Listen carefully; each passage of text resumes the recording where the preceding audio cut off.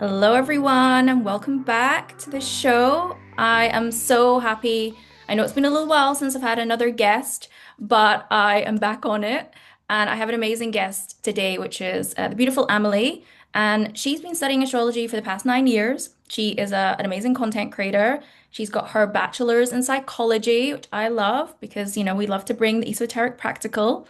And I just want you to introduce yourself. You have a really interesting entrepreneurial story, I think. So tell us a little bit about yourself and your path with astrology. Okay, yeah. Thank you so much. I really appreciate that. When it comes, I don't even know where to start. I guess, if I traced fully back to my journey, I'd say 11 years old. I was posting Musicallys when I first got started. I don't know if anyone knows Musically. But content creation and self-expression of any form has always been something that I've just felt drawn to. Like I have to get this stuff out. I have to talk about these things. So I'd study all the self-improvement. I'd study, okay, what does it mean to be a good person? What does self-growth really mean? And slowly you kind of trickle along that ladder and then you figure out faith and spirituality and what do I believe in and what is energy. And from there, it was really the point where I learned that I'm an Aries moon at 29 degrees, so very intense, potent part in my chart. And it read me to a T. So the moon sign really talks about our family, our relationship with our mom or our primary like mother figure, which everybody can just look up in their chart.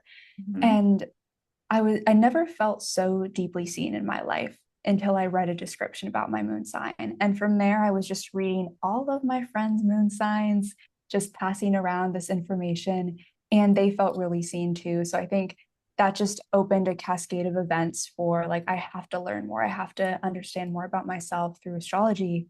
And I really believe it's one of the most amazing gifts of self growth, like self growth tools, and that if more people had it in their hands, they could live a more empowered life. Because I think we give our power away to others a lot of the time. Yep. So I just decided to dedicate my life to astrology. I didn't know forever. I think I just recently committed myself fully the past 3 years, but I've been studying it since I was really young. And that's a little bit about my journey so far. I love that. 11 years old. That's crazy. It's so because you've built a huge platform at a young age. I look back and now there's so many of these amazing creators and spiritual beings that are still have built so much at such a young age. And I'm always like, "Oh my God, I was like climbing trees when I was 11," like So what do you think you've built a really great platform again like at a young age. Like what do you think people have connected with the most? From my platform, what Yeah. they've connected with. That's a great question. I haven't really reflected on that. I think Mm. that when you're younger, there is a you have an easier time pushing the boundaries and taking risks, I would say. I believe that the older that we get, and I'm kind of feeling this now too, is Girl, we yeah. want to tread lighter. We want to just be like, okay, I'm a bit worried about how will this be perceived or my reputation or my image. And when we're younger, if we have a lot of Leo in our chart, there's this childlike, innocent joy of I'm just going to play and have fun. There's definitely a shadow side to that of I'm going to make mistakes, I'm going to hurt people's feelings. And I've made many mistakes over the years, but that's how we learn. And so I think the advantage is tripping and falling a lot in my younger years and just experimenting, throwing out all these things, and then giving others the opportunity to feel like, wow, she just went for it. And I can also do that. So it gives people permission to not really see age as a barrier anymore, I would say. Yeah. Um, yeah. I guess what's your take on it? When did you start your platform? So like I said to you before, I was very reckless as a younger person. So I took a lot of risks. I traveled the world. After I finished uni, I studied English literature, traveled the world. And then I moved. So I've lived in many different countries. And then I started my career in recruitment. And I managed to build a very successful career for myself. I was very ambitious. Like it's like I had something to prove, the not being seen thing. relate. So I built a really successful full career in London, and then I came over, I moved to Australia and set up a whole business by myself. Again, still very young. I actually had a business partner, and we scaled that to seven figures, and we had that for 7.5 years.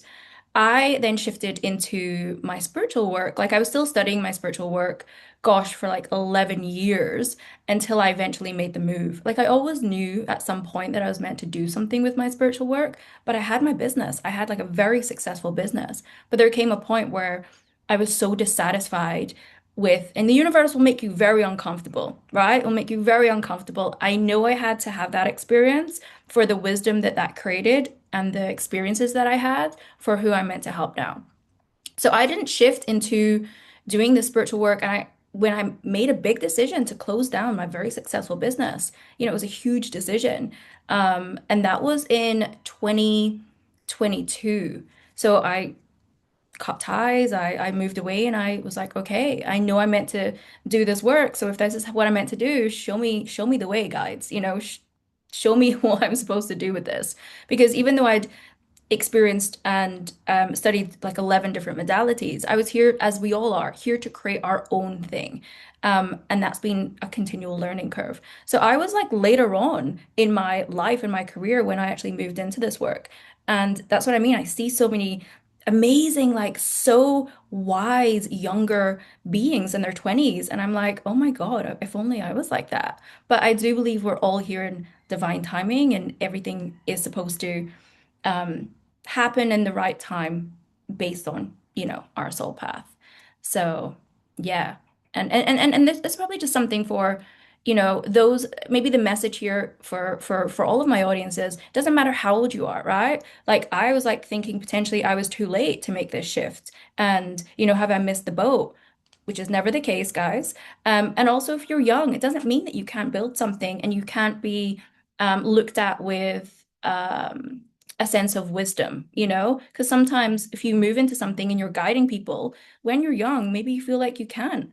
Actually, who am I? I've had, limited life experience. Who am I to actually guide people in a way? Well, who's to say you can't? If you are called to this work, then you have people that are here to listen to you and follow you, no matter your age, no matter what constraints there are. Like I'm very much about, I call everyone that's connected to me the rebel soul because you have a rebel soul. You are willing to go against the grain, willing to go against the norm, and that also includes age.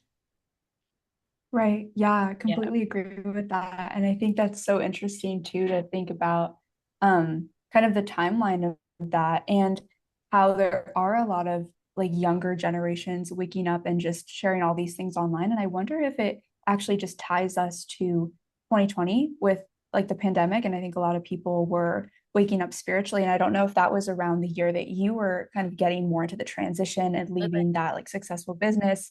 Mhm. So I wonder if it's less about the age of younger people, but it's more about the year of like, wow, this was a big awakening for our world. And I think that it's really important, as you were touching on, of if someone feels called to share things around intuition, spirituality, anything in that realm, and you're somebody who practices that and you try it out on your friends, you try it out on other people, and you visually or intuitively feel like this made an impact on them. Or you get an emotional reaction. Like I've had people cry, and I was like, I just told you something that excited me, but this impacted you in a way that you needed to hear. I think that's when you start realizing, like, wow, this is not in my head. I do need to get this out there. Yeah. And there's that self doubt, I think, that comes along, especially if Virgo placements, if anyone is Capricorn and Virgo, you have that imposter syndrome. But at the end of the day, like, there's a bigger purpose that we're serving here. Totally. And I do believe so 2012 was I had a massive awakening in 2012 and then 2020 was obviously another huge one. So I agree with you. There's these periods of the collective that have really caused like tremendous shifts. I've seen so many people post 2020 start their spiritual business, which is exactly what happened with me. I stopped drinking, I stopped, my life completely changed into 2020. So 100% believe that. And you mentioned the Virgo placements there. Now I have three Virgo placements in my chart, as you know. How, what is the significance of the Virgo placement and the imposter syndrome? Because I haven't heard that before. Okay, yes. And to verify, you have Virgo, Venus, and Mars, and then is it Mercury? I have, yep, Mercury, Venus, and Mars. Yep. Yeah, so especially Mercury is going to be a big one, and Mars, because Mars is what drives you. So let's say you have a Virgo Mars or a Capricorn Mars. You are driven by goals, perfection. You want to do everything you can to get to that standard. And when you're going to probably set a really high standard because you have so much energy behind you to get there. So then along the way, you're like, oh, I have to do this and I have to do that. So there's this constant voice in your head that is a checklist of what is next to do. And if you're not doing it, it can feel really hard to rest because that's how your energy naturally operates. And then Mercury is the mind, how we think, how we speak, our messaging. So if your mind is in Virgo or Earth or something very goal focused, you're always fixated on that. So your thoughts are supporting your path there. So it can really create that imposter syndrome. There's multiple sections in the chart, excuse me, that do that. But I think Virgo is of service. Like this is the service archetype. So when you're not only trying to do something for yourself, but for other people, the volume just gets like cranked up 100 times because you feel that if I don't do this, it's going to let them down. And that adds even more of a pressure on yourself. Mm. So what do you do to mitigate that? Great question. So mitigation, it can sound cheesy, but self-love and allowing yourself to rest is a huge thing. When I talk with clients, the biggest thing is I tell them, you're so good at scheduling. Why don't you schedule 2 hours of rest and you make it a non-negotiable? That's probably the easiest thing to do is instead of just scheduling work, schedule a night routine or a rest period or time without your phone. And also secondary to that is ask yourself, what do I tie my worth and my self-love onto? Do I tie it to my achievements, how many views I get, how much money my business is generating? Or do I just allow myself to say, no matter what happens, no matter what the numbers are, I am worthy? So just really reflecting on that. I guess, do you have any practices that you've learned so far? Practices that I have, gosh, yeah, so many because that is a theme that has, and this is what I always say to my business clients as well, especially if you have a business, you will always go through cycles and we all have our own self-sabotage. We all have our own patterns, whether that's procrastination or whether that's overworking and overdoing. I'm the overworking and overdoing, and it's still something that I have to check myself on. Even to this day, even being, 11 years in entrepreneurship and having two businesses, it is something that I have to keep in check. Otherwise, I am prone to burnout, and being so energetically sensitive, I have to look after my energy. Like that's just the first and foremost. So it's exactly the things that you said. I do the sauna. I do breath work every morning. I will meditate every morning. I will ground myself every morning. I have very strict energetic um, protocols before I jump on a call, after a call. I have my red light. I make sure I move. I get out in the sun. It's just really, really simple things that help me so much because I absolutely have a propensity to be a workaholic, I know that. So it's so important to have those things. And then on the flip side, if you tend to procrastinate, I have one of my best friends who owns an entrepreneurial business too, an online business, and she flips on the other side. So again, it's finding the balance of like what's going to work for each of us. Even things like body work, massage, because you can, if you're in the mind, you can get so highly stressed. So having those things that help you get back into the body is just so key and free. Right. Yeah. And then having the Virgo or like a Taurus or Capricorn is earth sign. So it's Mhm. like, okay, how can we physically ground Yeah. ourselves in the moment? Walking barefoot in the morning is so nice. Sauna, I think, is really good for Scorpio placements because Mhm. this is the sign of detox. Scorpios love to like obsess and go into something that's all consuming. And that's why they're one of the best, like hardworking signs there is for business. Cause it's like if it's a high stakes environment, I'm ready. I'm like going to jump in. It's all or nothing. And you need to detox yourself a lot when you have Scorpio. because all of that all or nothing, it adds up. It really like boils your blood in a sense. So detoxing foods, all things like that. Like if people have a Scorpio sixth house, I always recommend that. But Mm. yeah, it's interesting.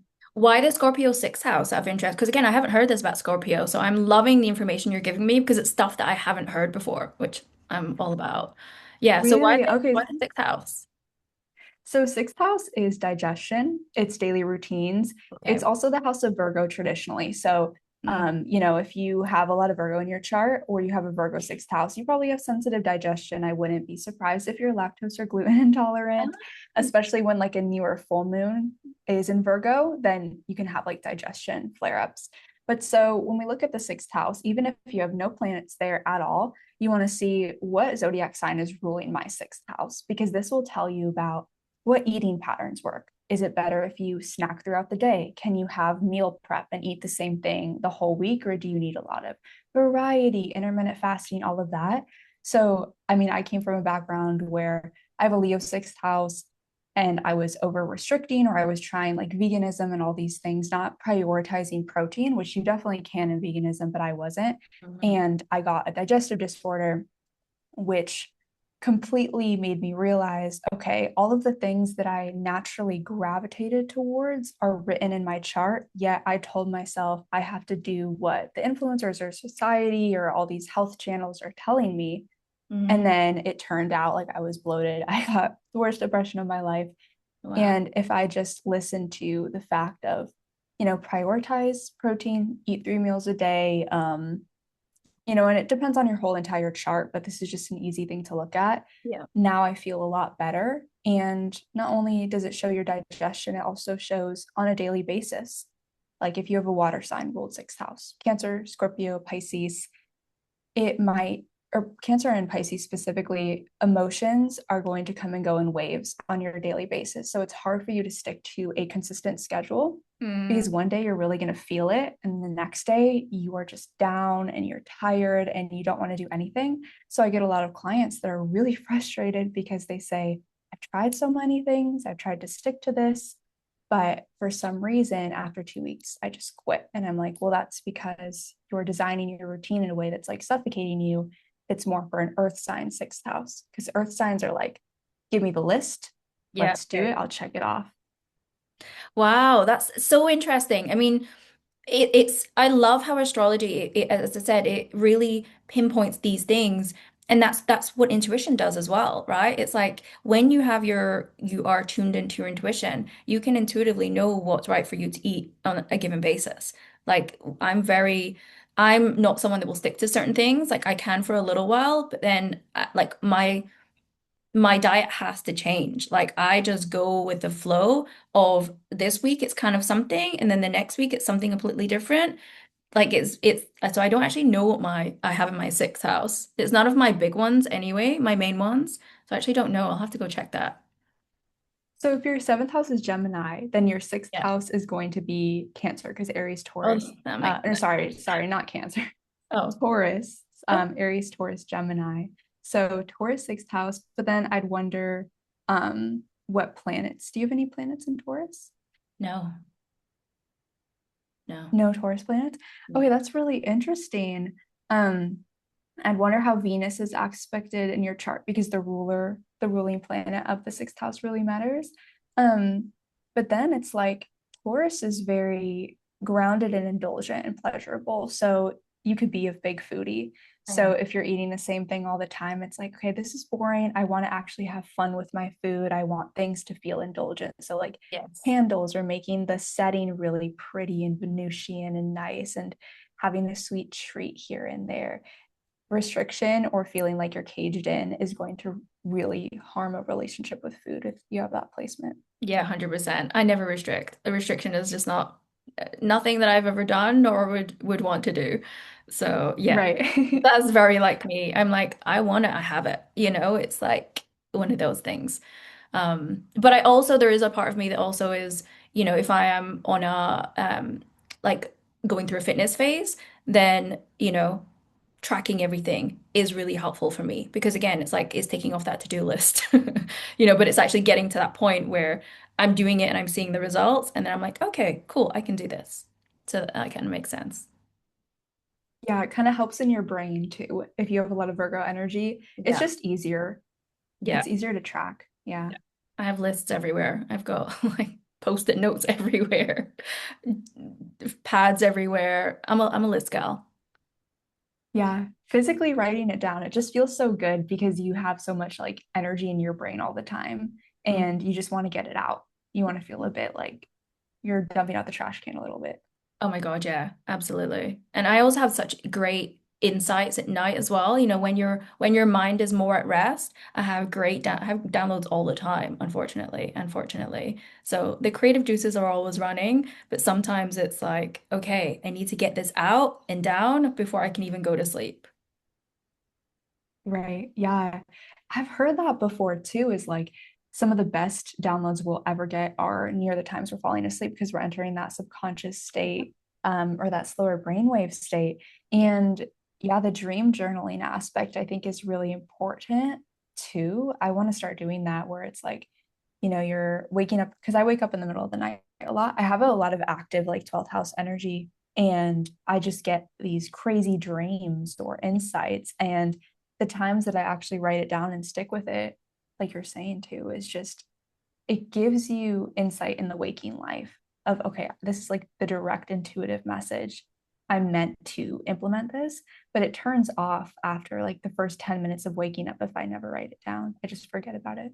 Totally. Yeah, because you're in that piece where you're in a different brainwave. So it's just like the same as meditation, before bed and then when you wake up, you're going into a more deep relaxed state, which is where our insights can come through, where spirit can actually speak to us. And then obviously when we're in our dream state as well. So yeah, definitely I'm a big dream interpreter. So, spirit will come to us with insights in our dreams.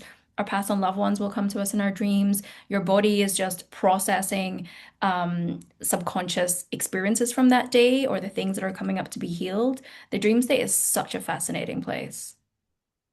It really is. And if anyone listening has like a lot of Neptune or Pisces prominent energy in their chart, or even Scorpio too. Scorpio is very like intuitive, deep, but Neptune is the planet of dreams.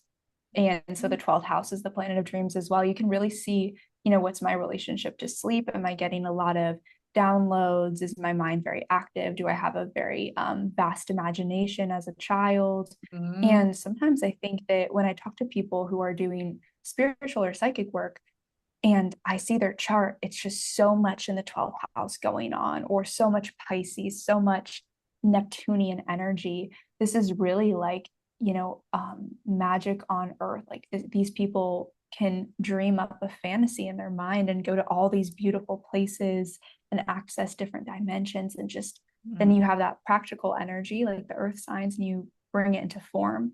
But if you don't have a lot of grounded earth sign energy in your chart, it can be more of like a spiritual lifetime for you where you're doing a lot of upper chakra work.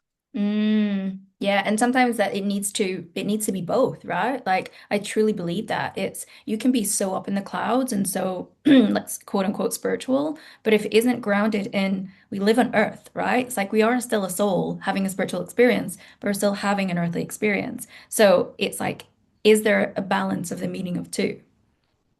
Right. Yeah, we definitely need that balance. And when people are feeling ungrounded, I'm always like, okay, look at where you have earth signs in your chart. Even if you don't have planets, what sign are they, like what house are they ruling? So if it's ruling your third house, siblings, neighborhoods, talking to people, I'm like, okay, you're going to be grounded when you're talking in a conversation. So have people around you, go out in community. This is going to help ground you, for example. Oh, amazing. That's so cool. Okay, so for my listeners out there, because yes, all of my listeners are intuitive, and I'm sure I know a lot of my clients struggle to ground themselves. So if they have earth signs in, for example, I have Virgo in my eighth house 3 times. So what would help me ground as an example? Honestly, that's an interesting one. So Virgo in your eighth, and then you have Taurus in your sixth, though. So I would probably look at Taurus first because it's a lot easier to ground through food. Daily food rituals would be good for you, like really sitting and having a sensory experience, setting the table, having like essential oils in the air or nice candles. having a lot of like physical sensory things while you're eating would be a way for you, because if we're looking at the eighth house is very it's a very spiritual house. So if I looked at the earth sign there, I wouldn't find a lot of practices that come to mind right away of, okay, how can we ground you? Because if I was looking at the eighth house, I would say ground you through Meditation. um like talk probably through one-on-one relationships, like intimate or like romantic relationships. Talking about your feelings could be very grounding for you. Mm-hmm. Yeah. Yeah. Oh, I love that. And mhm. That's so interesting. And the food thing for sure. I can't sleep unless I have carbs at night. Like it's just impossible. I need to have grounded food. I need to have something like a root vegetable, like a potato. Otherwise, I will not sleep. So That's good to know. Wow, that's interesting.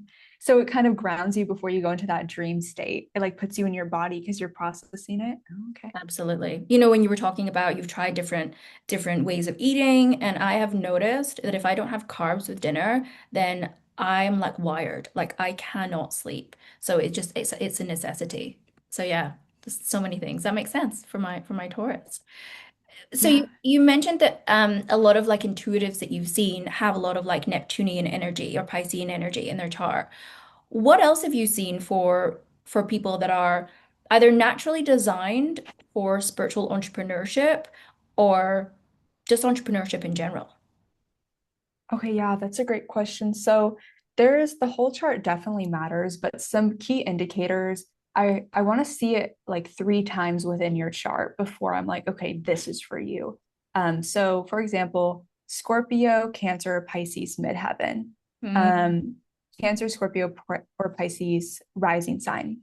When it comes to your IC or your descendant being that, I wouldn't instantly think of it. Having Aquarius as your rising sign is another one, because Uranus rules Aquarius, and this is like genius electric insight. Think of the people who get fast downloads and they don't know where it comes from. It's just like boom in your mind. So that's one I would say. Sometimes Aquarius on the midheaven or Sagittarius on the midheaven, because Sagittarius and Aquarius is very much like astrology. So a lot of astrologers or people who I'm like, you are meant to be an astrologer, will have one of those patterns in their chart. Sagittarius rising, definitely, because this is, like belief system, inspiration, faith. So that's mm, going to be key.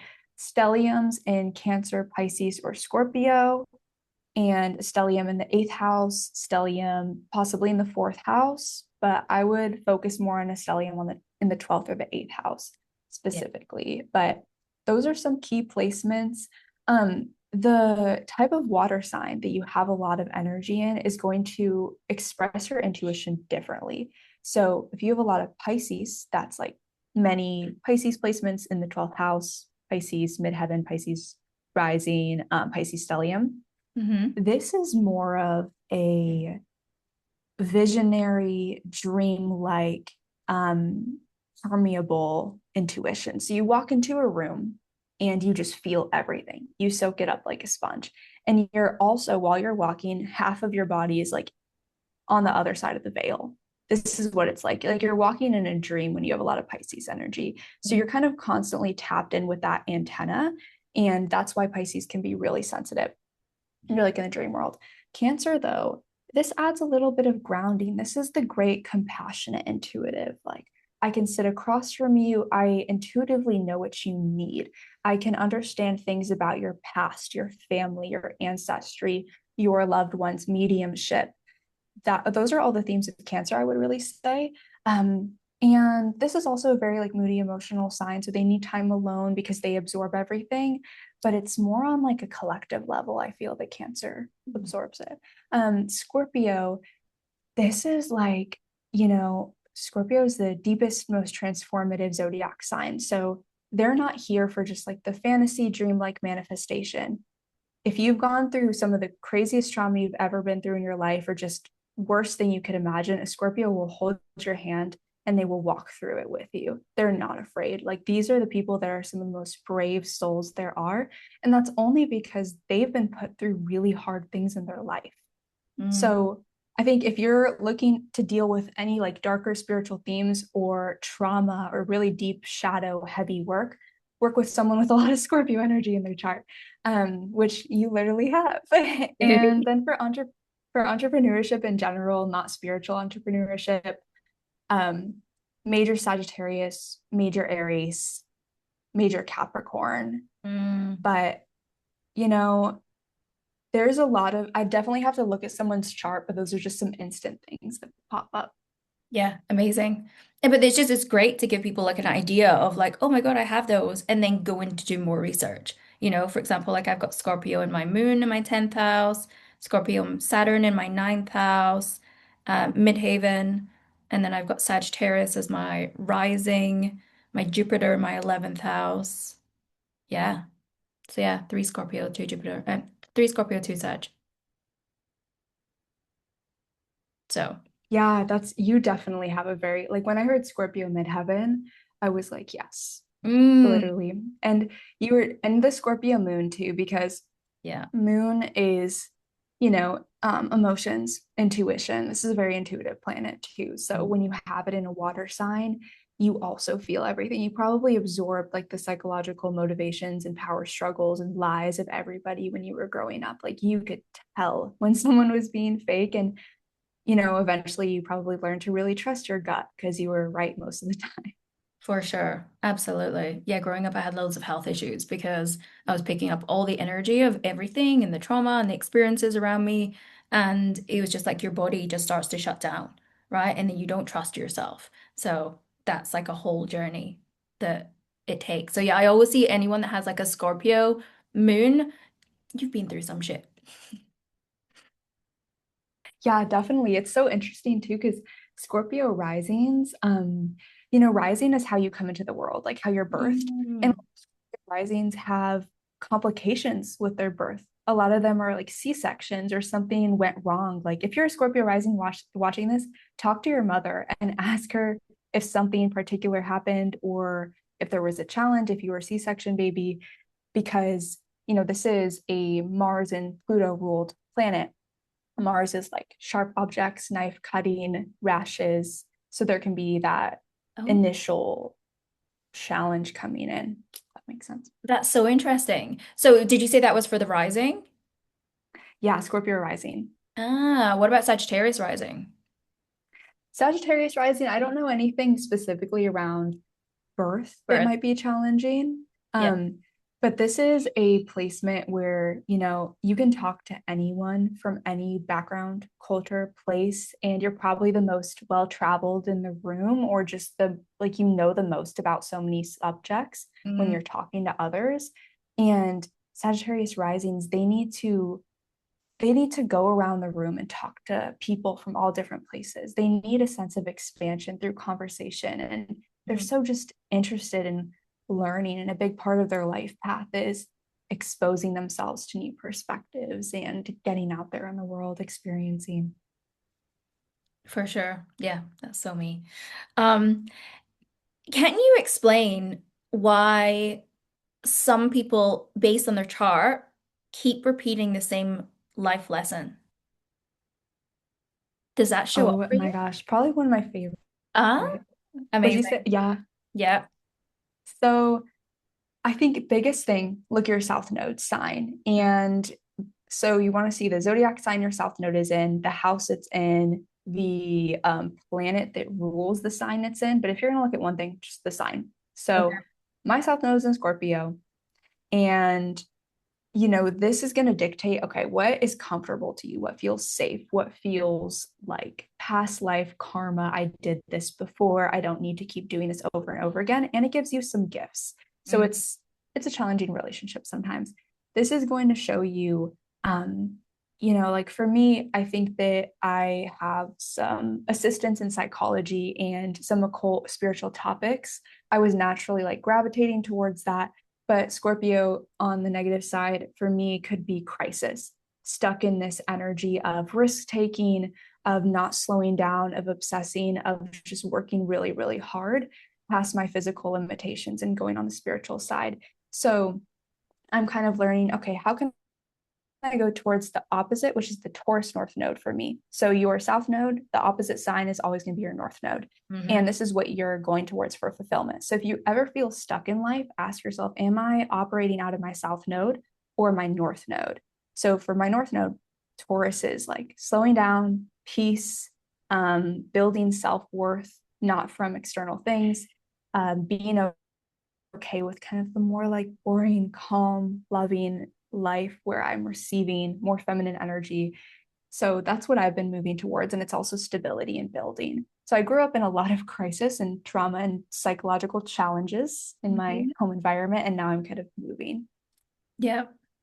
That's what I always see. People that have chosen to do this work or move into psychology or social work or any kind of healing modality, nurse, whatever it is, there's always because your childhood has been fraught with many challenges and you have that as you become hyper intuitive as a form of protection and then you have this calling to want to help other people. I always see it. Like there's nobody that's been called into this work that has had like the happiest, best, amazing childhood in the world. Like it just I haven't seen it yet.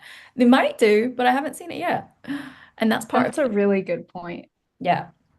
Yeah.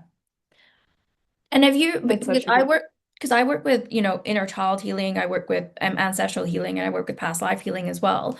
Is there any, I don't know if you've worked on anything like that, but is there anywhere in the chart that will dictate or help explain some of the past lifetimes that you've maybe had?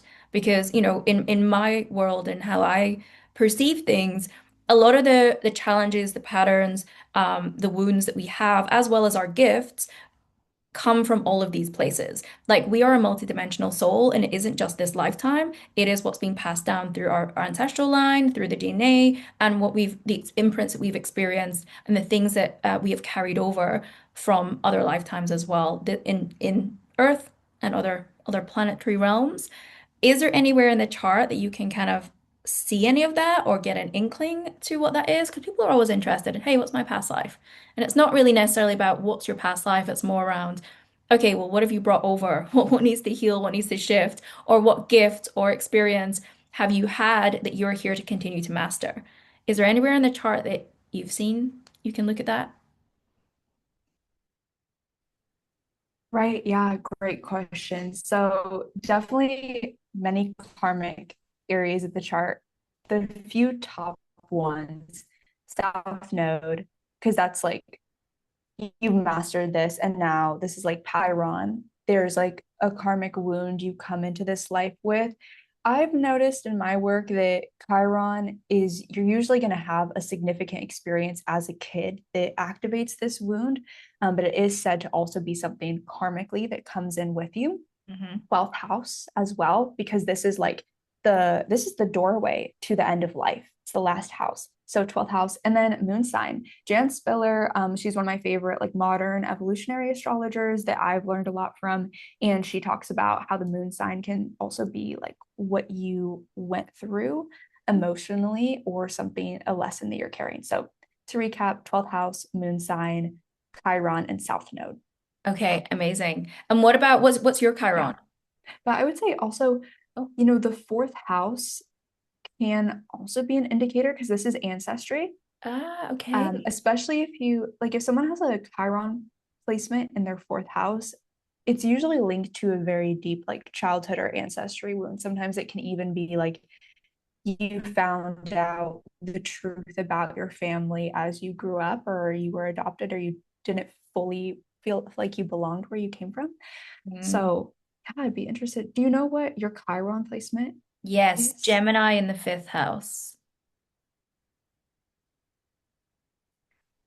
Okay, interesting. Did you feel like okay, I would say, did you feel like you had to grow up kind of fast and you felt like your voice or the way that you communicated had to be tailored to fit a certain mold or be an element of performance in order to be like loved and accepted, or that you felt like you had to kind of grow up fast and Yeah, something like definitely grew that? up fast and I was painfully shy as a kid.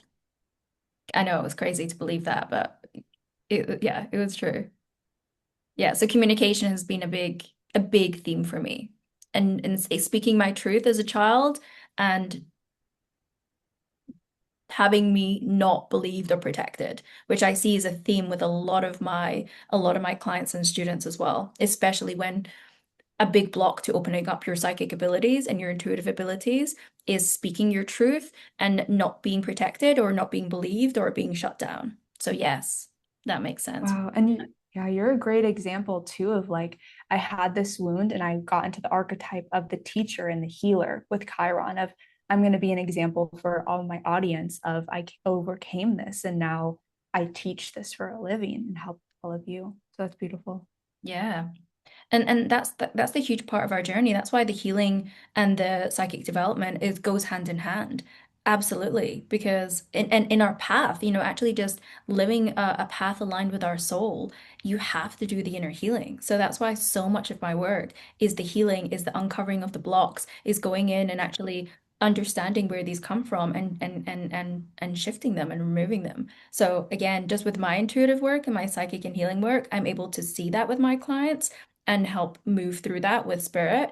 And just like astrology, it's like you can also help pinpoint these potential challenges or themes or patterns or wounds that someone has that are playing out in their life. So it's just beautiful tools to help us understand ourselves and to come back to a place of wholeness. Like that's the beauty of all of these different modalities. And I just love it. I always love learning so much more.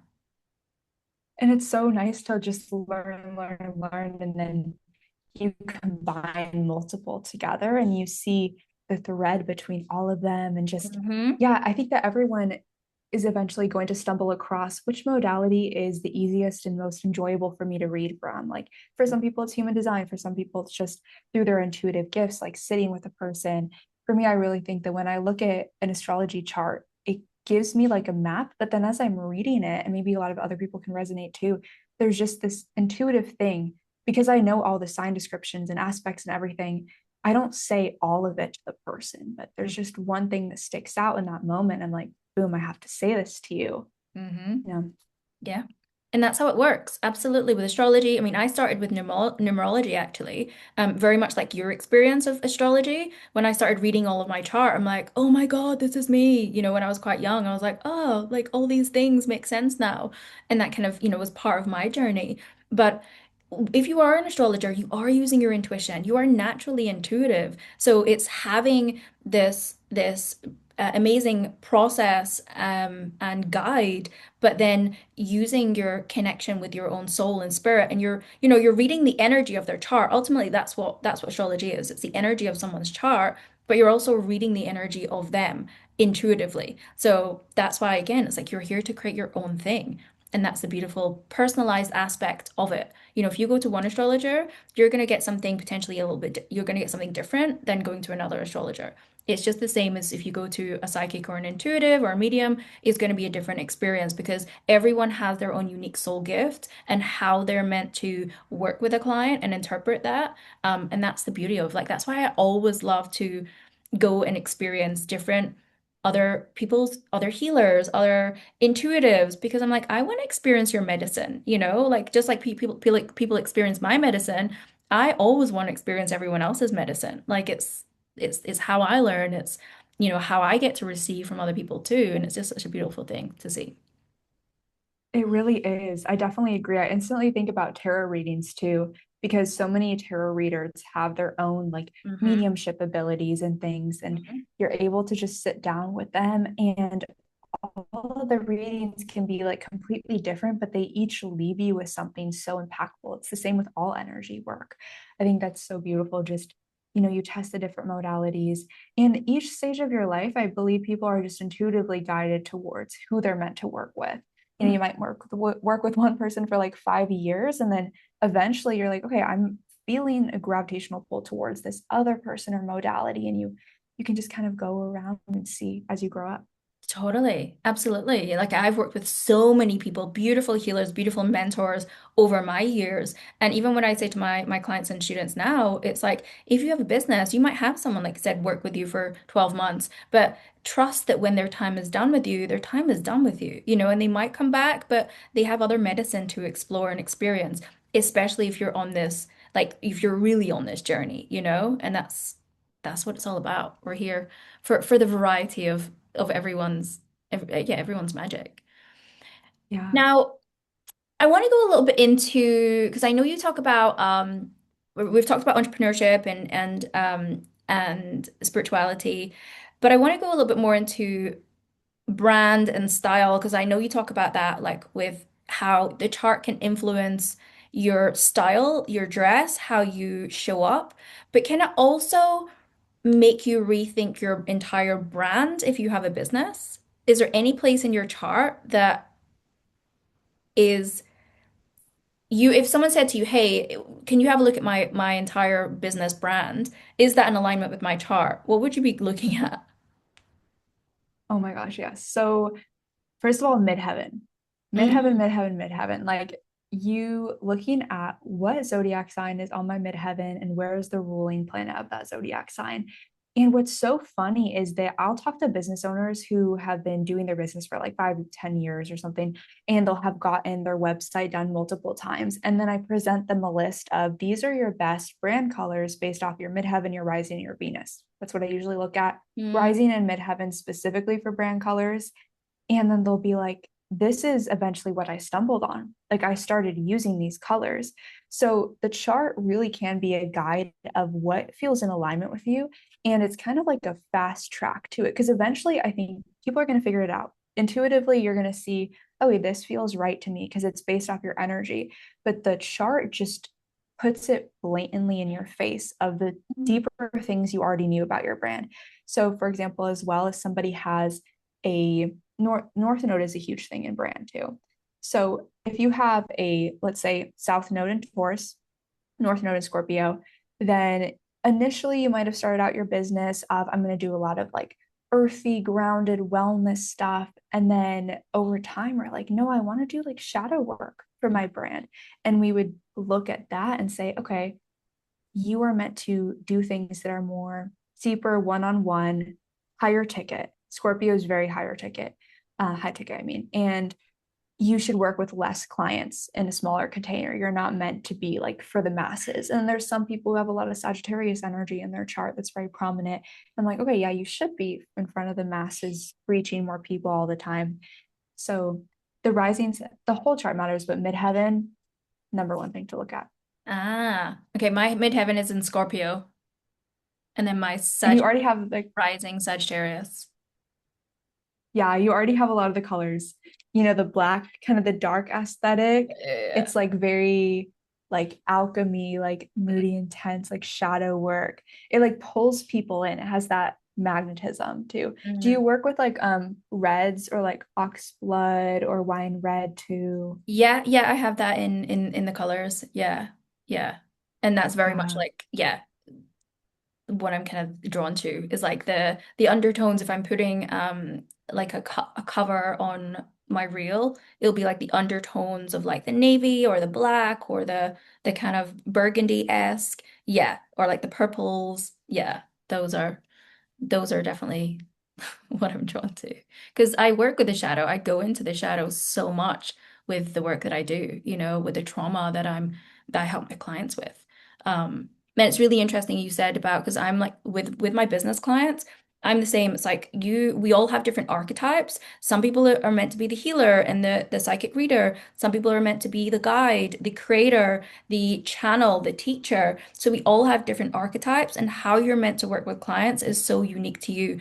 And you will notice if you are not in the right archetype or or creating something that is not in line with you, you will not feel good. Your energy will not feel good. I have clients that will do back-to-back healings. Like they are one-on-one, back-to-back, back-to-back. I couldn't think of anything worse. That is just like horrible for my energy. I know I'm here to work still one-on-one with my high ticket clients, and then also still group work, intimate work, but also speak to the masses, and I'm very much like the teacher energy, still with the intuitive reading energy, but doing it from like a more of a guide creator space. So yeah, it's really interesting. And as my business has evolved over the years, I started in one piece. I started in like very much the healer psychic. And then I was like, oh, doing these one-to-ones back to back is just that my energy is just that does not feel nice for me. And it's like, no, because you're here to teach, you're here to create programs, you're here to build, but then you're also still here to work very, very intensely and connected with, certain high level clients too. So yeah, it's an evolution when you're trying to figure out what you're meant to do and how you're meant to do it. But that's really cool that you can help tell that from your chart. Yeah, definitely. And I wanted to ask you, is your midheaven not in like Pisces? Mm, it says Scorpio, Okay, apparently. maybe you're using whole house then, because usually in the type of astrology I use, like the angles, if you Uh, have a Sagittarius rising, then it's going to be all mutable signs on your angles. oh, okay. But yeah, so I just wanted to double check that. Well, it Because says because you descendant do Gemini, midheaven, Scorpio. Could be wrong though. no, it's probably right. It's just there's different astrology systems too Okay. for how the chart is calculated.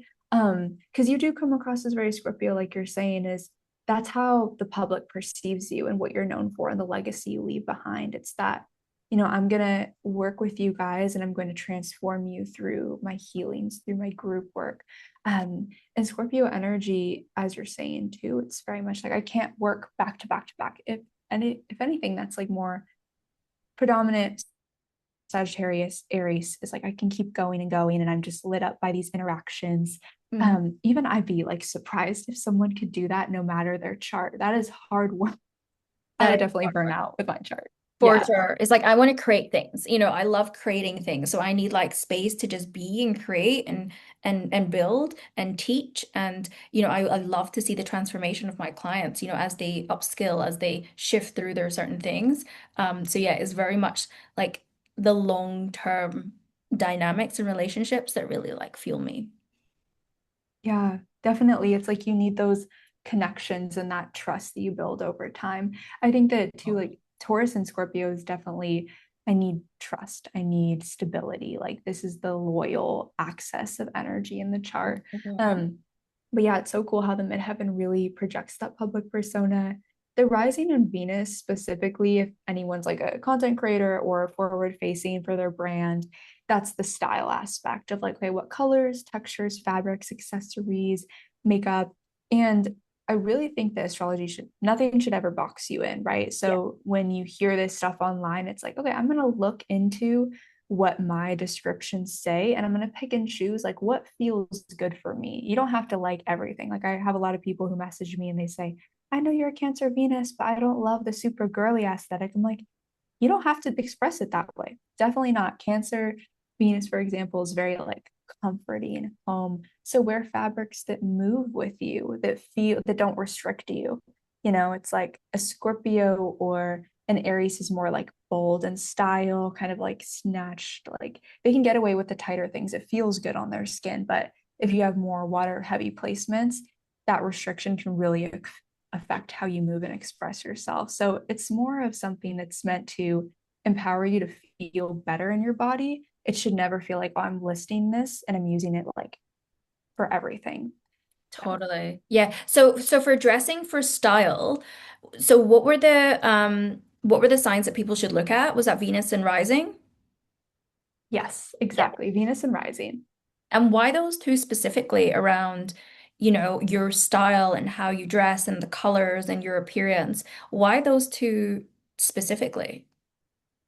Yeah, so the rising sign, it can dictate some of our physical features, actually. Okay. Anything in the first house planets there, because it is your first impressions. It's your physical body, it's your aura, it's the energy that you bring into the room when you first talk to somebody.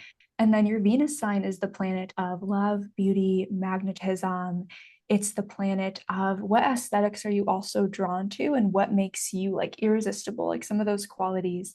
And when we're leaning into those two things, we can present to make, good aligned first impressions that match our aura and how our natural energy wants to move across the room. And Mm, then when we're doing our Venus sign, it kind of highlights like, what's that little thing about me that not everybody has that's attractive that I can highlight? Not what's conventionally like aesthetic and all that, but what do I have to offer? yeah. So those two are going to be key.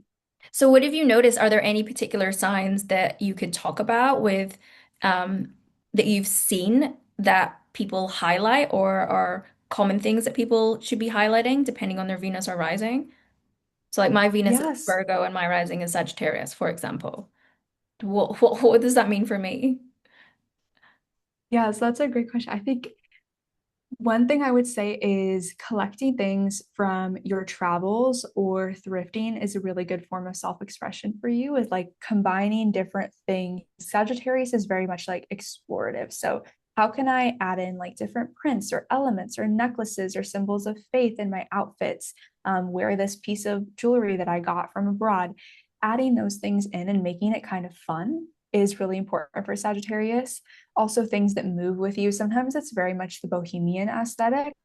And then with Virgo, so the Venus really does matter because this is quite the opposite. I know. It's like sleek, Taylor. but it's tailored exactly. It's like sleek hair put together, but it's also natural, which matches with Sagittarius. So, how can I wear things that feel like natural to me, or that, wearing things that feel good on my skin? Taking care of my skincare is going to be really important. Quality fabric. So whatever outfits you're buying, make sure like more is less is more for you. Quality over quantity. Investing in pieces because that gives your Venus a sense of self-respect. Sometimes with Virgo Venus, that self-critic we talked about earlier. So when you invest in clothing or accessories, it's a form of intention saying, I am worthy of this. I'm going to wear this and I deserve things that I love. So that's really important. I would also just say for Virgo is, you know, sleek colors, navies, blacks, browns, earth tones, all of that. Mm, yeah. Okay. I love that. And what is yours? And what does that mean for you? Pi- yeah, Pisces rising, Cancer Venus. Okay. And so, yeah, so both water signs. It's very much for me, it feels like I have to be comfortable in my clothing. I Mm, need a lot of flow. I can't have too much restriction. Elements of lace, lighter colors, blues is a big thing for me. yeah. Also, naturally, I was just born with the type of hair that I can't really slick back and it look good. And I think that's on purpose with the Pisces. So just kind of more messy hairstyles. Usually it's hard for me to get my hair like this, actually. So yeah, more kind of free flowing bohemian, like beach, um, softer colors. Mm. And does this, do you, okay, so this is the question around style. Do you think entrepreneurs should dress differently depending on their chart versus like not being? Or is it all kind of the same thing? It's all like, let's look at your Venus and rising and the style and the texture choice and the color choice can fit you no matter if you are an entrepreneur and you have like a brand aesthetic or not. Is it kind of mutable, interchangeable? It's exactly that everyone should be wearing it because it's like it's your natural energy signature. So, what's interesting about brands is when you get to the point where it's not your own personal brand and you're not the face of it, your brand can have a chart. And then Mhm. that brings a whole different layer into the question of, okay, what's the birth chart of my brand and what's its Midheaven? And how can I do the color palette for the physical product around that? But I don't think that you work with a lot of people who have a physical product, right? Or do you work with all kinds? Mostly service providers, their own brand, but I do have clients, like I have a client that has a neuroscience company. So they have a product, they have a neuroscience technology. So yes. I have another client who's also building product. But yeah, majority is our service providers, that their own personal brands. Yeah, so definitely for personal brand, just personal chart. But that's really cool with the neuroscience. You get to work with all different types of people. Yeah. Totally. Yeah. And obviously from my background within digital media marketing and technology, like career consulting, all of my clients were like some amazing forward-thinking brands, within technology, within digital, within um yeah, just like advertising technology. I got to work with some amazing minds in some really interesting tech, whether that was financial technology or, just things that are just innovative and shifting the needle when it comes to how we operate in the world in these different kind of areas. So yeah, so I have a leaning towards also still working with clients that are building technologies or have consultancies around technologies as well. Like that's kind of still bled in a little bit with some of the work that I do. But yeah, other than that, it's a lot of my clients that have businesses are healers, are coaches, are spiritual entrepreneurs or teachers, very much within that sphere. So yeah, it's kind of I still straddle both sides because I can talk I can talk both languages ultimately. Definitely. And that must be like really healing too, or just feel good to have people who come from a similar background to you or a similar story because you can connect. Like, and then you're in this stage of your life teaching spirituality, and you're like, okay, I've been where you are, and this is what I'm doing right now. So you're integrating those worlds and those parts of yourself together, which is Totally. so entrepreneurial, Sagittarius, like bringing it all together. And you'd be surprised how many of my clients are ex-recruiters because I was like, you get it. Some of my closest clients worked in recruitment because it's like, of course, you understand. And then they've opened up their spirituality and now they're, healers, psychics, channelers, coaches. We all come from a background. So yeah, it makes sense. And I still have the inroads there, which is really, really cool. Yes. Speaking about that as well, actually, I'll let you go. Um, Is there anything that you want to leave the audience with? Like if there was a piece of advice or someplace in the chart that, my audience who is spiritually opening, spiritually developing from, from all different layers of their journey, what is something that you would share with them? Or what is something that you point them to within their chart that would be super helpful for them to kind of go away and have a bit of a takeaway from this? Yeah. So one takeaway is, where do you have Cancer, Pisces, or Scorpio in your chart? Mm, And even if it's just ruling a single house, you're going to have that energy somewhere in your chart because this is where most of your intuitive gifts lie.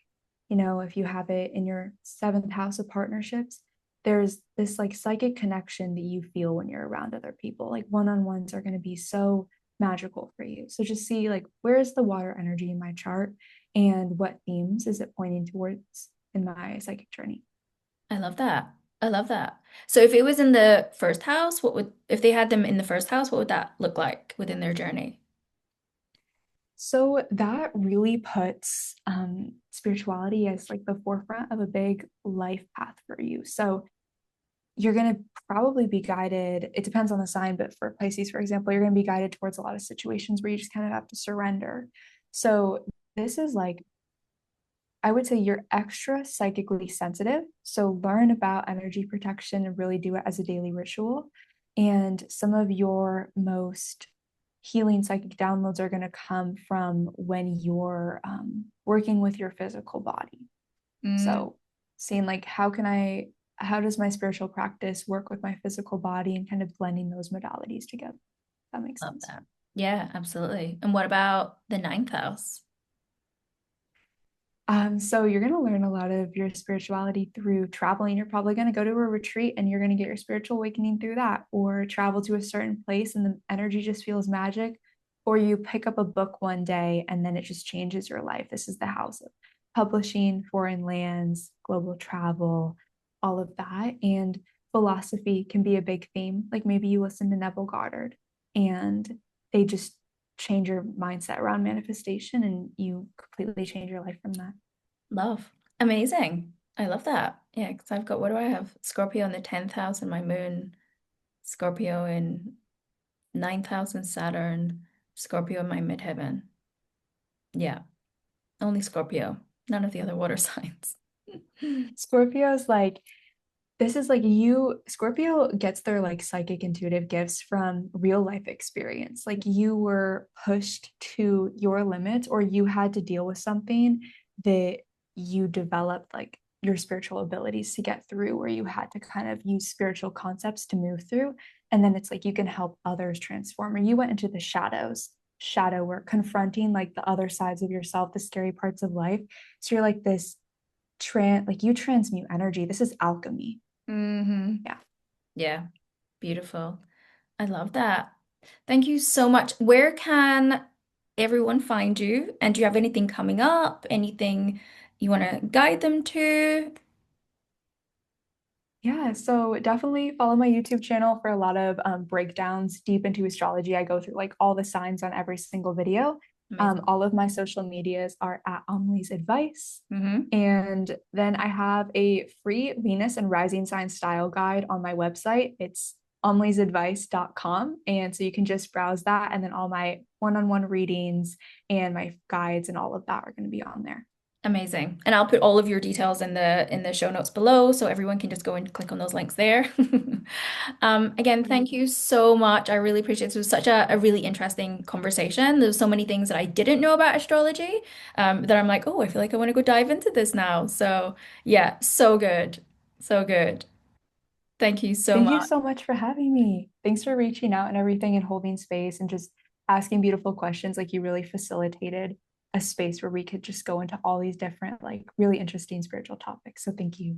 You are so welcome.